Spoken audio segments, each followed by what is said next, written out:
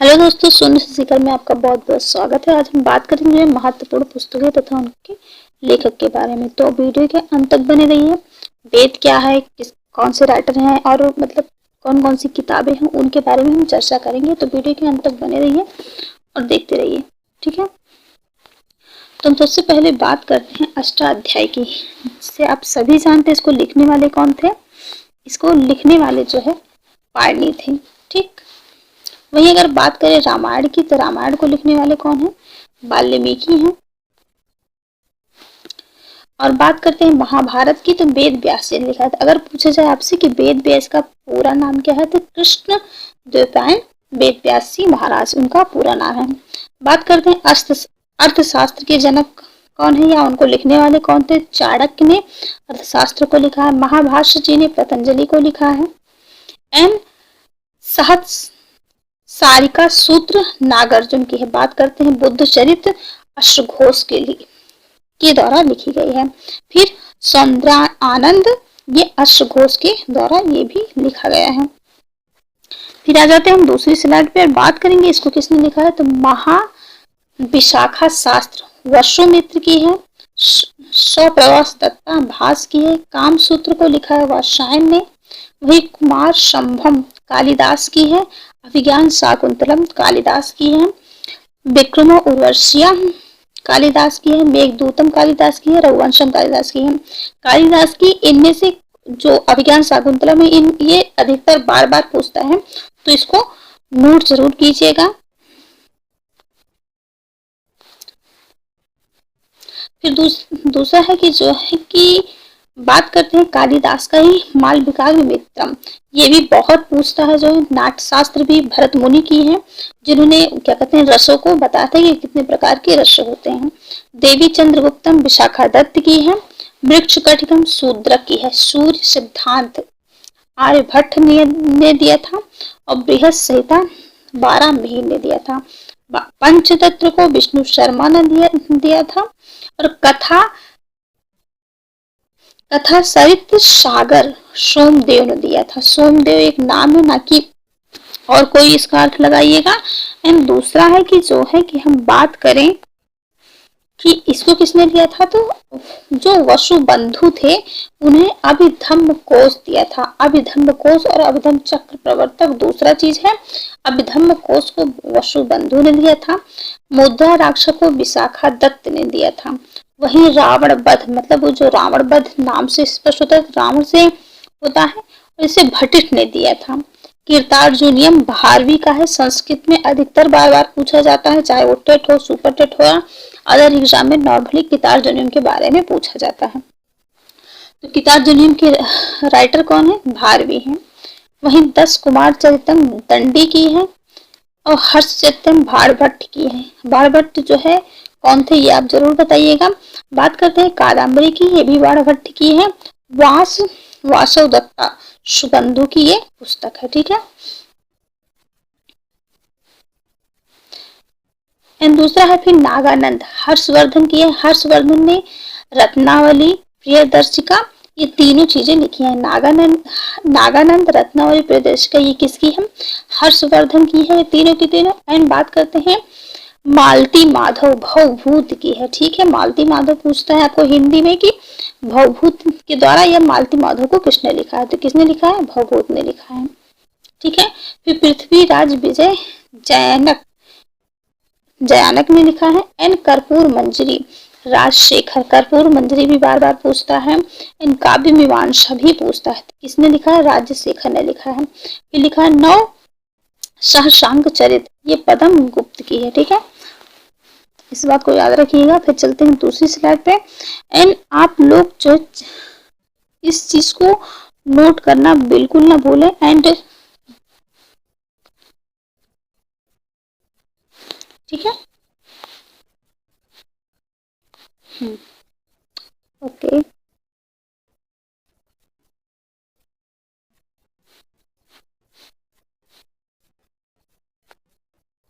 हाँ सही सही है। फिर उसके बाद अगर हम बात करें कि शब्दानुशासन राजभोज की है। बृहद कथा मंजरी क्षेमेंद्र की है। नैस्त्र चरितम नए सैधम चरितम श्री हर्ष जी की है। वहीं ब्रिकमांक देव चरित जो है बिल्हड़ की है। ये सब सारी चीजें कम पूछी जाती है, लेकिन एक बार इनको याद रखना जरूरी है। फिर क्या कहते हैं, कुमार पाल चरित ये हेमचंद के, ये भी बहुत पूछा जाता है। गीत गोविंद पृथ्वीराज रासो और रास तरंगे, ये अधिकतर पूछे जाने वाले क्वेश्चन, इन्हें जरूर नोट कीजिएगा। बात करते हैं गीत गोविंद की, जयदेव ने लिखा था। पृथ्वीराज रासो चंद्र बरदाई ने लिखा था और रास तरंगड़ी कल्हड़ जी ने लिखा था। ठीक है,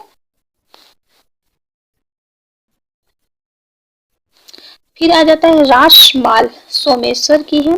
शिशुपाल वध माघ की है और गौंडवाहो वागपति की है। रामचरित ये संध्या करंदनी की है। फिर कहते हैं द्वासरय काव्य हेमचंद की है। ये करीबन तिरपन मैंने आपको जो है किसने क्या लिखा है ये हमने आपसे बताया। अब हम बात करेंगे इसके बारे में, जो है वेद के बारे में। तो वेद के बारे में हमने इसके पहले भी डिटेल में चर्चा की है, तो उस वाली वीडियो को आप जरूर देखिएगा। अगर आप कहेंगे तो हम डिस्क्रिप्शन बॉक्स में आपको दे देंगे। ठीक है, फिर बात करते हैं कि क्या होता है वेद, क्यों आया वेद, क्यों उसकी क्या जरूरत थी। ठीक है, तो आज आते हैं वेद के बारे में बात करते हैं। वेद का मतलब होता है ज्ञान। ठीक है, फिर सबसे पहला क्वेश्चन बनता है कि वेद किसे कहते हैं। ईश्वरीय ज्ञान की पुस्तक को वेद कहते हैं। किसे कहते हैं, ईश्वरीय ज्ञान की पुस्तक को वेद कहते हैं। दूसरा है कि वेद ज्ञान किसने दिया था। जो वेद एक ज्ञान है उसको देने वाला कौन था, तो उसको देने वाले कौन थे, ईश्वर थे। ठीक है,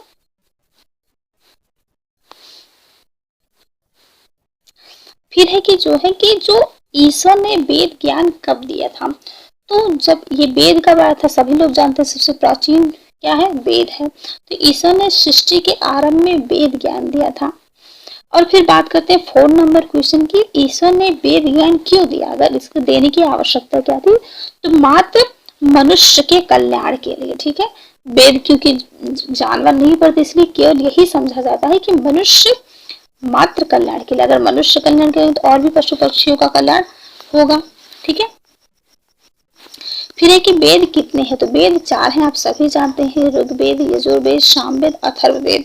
तो हमने जो इसके मतलब जो स्टार्टिंग में इतिहास की पहली वाली स्लाइड बनाई थी, तो इसमें हमने बताया था कि किस वेद में क्या है, कितने हैं, तो इसमें भी हम चर्चा करेंगे। ठीक है, और फिर देखते हैं आगे वाली स्लाइड।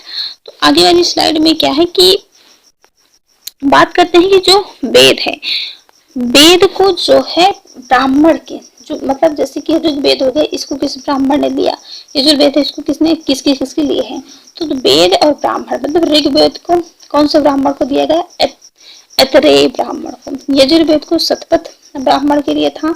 सामवेद तांडव ब्राह्मण के लिए था। वहीं अथर्ववेद गोपद के लिए था। ठीक है, और बात करते हैं त्रिवेद के नाम से 3 चीजों को जाना जाता है, ऋग्वेद को, यजुर्वेद को, सामवेद को। अथर्ववेद सबसे बाद का वेद है, सबसे प्राचीन वेद है ऋग्वेद। अगर पूछा जाए त्रिवेद क्या है, तो त्रिवेद में ऋग्वेद, यजुर्वेद और सामवेद आ जाते हैं। ठीक है, फिर है कि जो वेद हैं उनके उपवेद कितने हैं, मतलब वेदों के उपवेद किन हैं। तो वेद अगर 4 हैं तो उसके उपवेद भी 4 हैं। ये बात करते हैं ऋग्वेद के, तो ऋग्वेद से ही क्या है, आयुर्वेद है, ऋग्वेद से ही आयुर्वेद है। और यजुर्वेद से ही धनुर्वेद है। सामवेद से गंधर्व वेद है। अथर्ववेद से अथर्ववेद है। अथर्ववेद और अर्थवेद दोनों अलग चीजें हैं। ठीक है,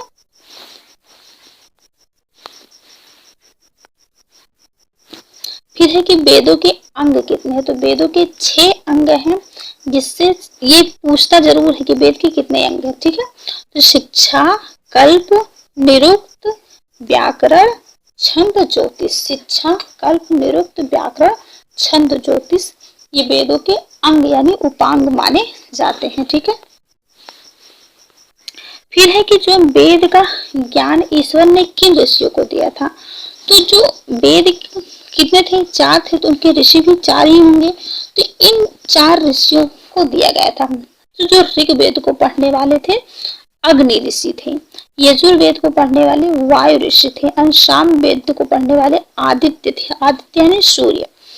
ठीक है, और अथर्ववेद को अंगिरा नामक ऋषि पढ़ने वाले थे। मतलब इनको सौंपा गया था, किसके लिए ये था। मतलब स्टार्टिंग में क्या हुआ था कि जो वेद होते थे, इंसान जब बनाएंगे तो उसमें 4 लोग मिलाए गए थे। मतलब 4 पुत्र हुए थे, जिसमें से अग्नि, वायु, आदित्य, अंगिरा, ये 4 थे। ऋग्वेद को अग्नि को सौंपा गया था, यजुर्वेद को वायु को, सामवेद को आदित्य को, अथर्ववेद को अंगिरा को सौंपा गया था। ठीक है। फिर है कि वेदों का ज्ञान ईश्वर ने ऋषियों को कैसे दिया। अब बताइए कि ज्ञान प्राप्ति के लिए जो समाधि में हुआ करते थे समाधि में जो ऋषि थे उनको दिया, किसने दिया? ईश्वर ने दिया। बात करते हैं कि वेद में कैसे ज्ञान है, तो वेद में सत्य विद्याओं के ज्ञान है। मतलब जो सत्य होते हैं वही ज्ञान हमें उनसे मिलते हैं। फिर है कि जो है वेद के विषय में कौन कौन से है, जो वेद के विषय के बारे में बात करते हैं कि वेद तो 4 हैं, उनके विषय भी 4 हैं। ऋग्वेद में ज्ञान मिलता है, मतलब ज्ञान के विषय हैं, मतलब कि जानकारियां उनसे मिलती हैं। और यजुर्वेद में कर्म के आधार पर ज्ञान है। सामवेद में उपासना के आधार पर वेद है। अथर्ववेद में विज्ञान है। ठीक है। तो अथर्ववेद में क्या है? विज्ञान के विषय में बात की गई है। सामवेद में उपासना की गई है। यजुर्वेद में कर्म की बात है, वही ऋग्वेद में ज्ञान की बात कही गई है। बात करते हैं कि अगर वेद 4 है तो वेद में जो ऋग्वेद है उसमें उसको भी कई भागों में बांटा गया है। मतलब जैसे कोई बुक्स आप पढ़ते हैं तो उसमें देखिए पहले यूनिट दिया होता है, यूनिट के अंदर अलग अलग लेसन रहता है, फिर लेसन के अंदर भी अलग अलग डिटेल्स रहती है। तो उसी तरह जैसे वेद 4 हैं तो पहला कौन सा है? ऋग्वेद है, सबसे प्राचीन वेद है। अब ऋग्वेद में कितने मंडल हैं? 10 मंडल है। ठीक है। अष्टक की संख्या कितनी है? 8 है। और ऋग्वेद में 1028 सूक्त भी है। ठीक है। और अनुवाक इसमें 85 है। ऋचाएं बार बार पूछता है कितनी है? जो है 10,589 ऋचाएं हैं। किसकी? ऋग्वेद की। तो ये ऋचाएं जरूर पूछता है। सूक्त पूछता है, अधिकतर सूक्त पूछता है। कितने सूक्त है, मतलब मंडल कितने? तो मंडल 10 है और सूक्त कितने हैं? 1028 है। ठीक है। फिर यजुर्वेद में है, अगर हम इसकी बात करें तो यजुर्वेद तो आना संभव ही है। बात करते हैं कि यजुर्वेद में अध्याय कितने, तो यजुर्वेद में जो है 40 अध्याय हैं। वही मंत्र कितने हैं? तो 2975 मंत्र है। ठीक है। सामवेद में आर्चिक कितने हैं? 6 हैं, अध्याय 6 हैं और ऋचाएं भी 1875 है। ठीक है। किसमें? सामवेद में। अब ये क्या कहते हैं? ऋग्वेद हो गया, यजुर्वेद हो गया, सामवेद हो गया। तो अब आ जाता है कौन सा? अथर्ववेद। अब अथर्ववेद में क्या है? इसमें 20 कांड हैं, क्योंकि सबसे बाद का वेद है जिसमें विज्ञान से रिलेटेड थे। सूक्त इसमें 731 है, लेकिन मंत्र इसमें 5977 मंत्र है। ठीक है। फिर कहते हैं वेद को पढ़ने का अधिकार किसको है? मनुष्य मात्र को वेद को पढ़ने का अधिकार है। कहीं कहीं ऐसा भी लिखा होगा कि कौन कौन पढ़ सकता है, तो सब पढ़ सकते हैं। ठीक है।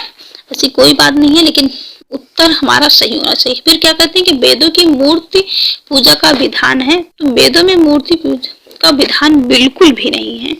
हम ही अलग अलग देवी देवताओं को बैठाते रहते हैं। ठीक है। फिर बात करते हैं कि वेदों में अवतारवाद का प्रमाण है, नहीं है। मतलब जो देवी देवताओं के अवतार माने गए हैं इसका प्रमाण हमें नहीं मिलता, केवल उसमें ज्ञान मिलते हैं। फिर सबसे बड़ा वेद कौन सा है? ऋग्वेद है। सबसे पुराना वेद कौन सा है? ऋग्वेद है।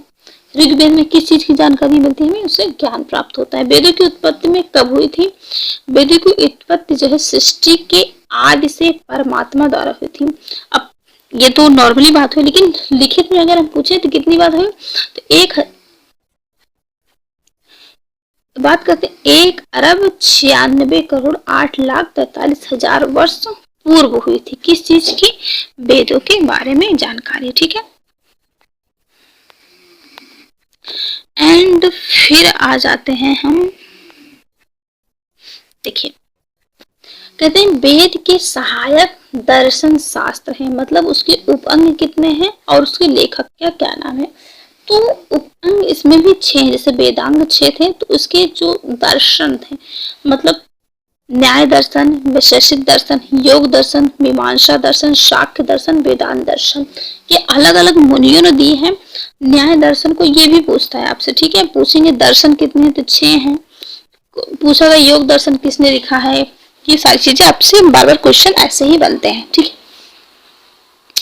फिर गौतम मुनि द्वारा कौन सा दर्शन लिखा गया है, न्याय दर्शन लिखा गया है। कणाद मुनि द्वारा कौन सा दर्शन लिखा गया है, वैशेषिक दर्शन लिखा गया है, ठीक है। पतंजलि मुनि द्वारा योग दर्शन लिखा गया है। जैमिनी मुनि द्वारा मीमांसा दर्शन लिखा गया। मीमांसा को पूछता है। शाक्य दर्शन कपिल कपिल मुनि ने लिखा है। वेदांत दर्शन व्यास मुनि जी ने लिखा था, ठीक है।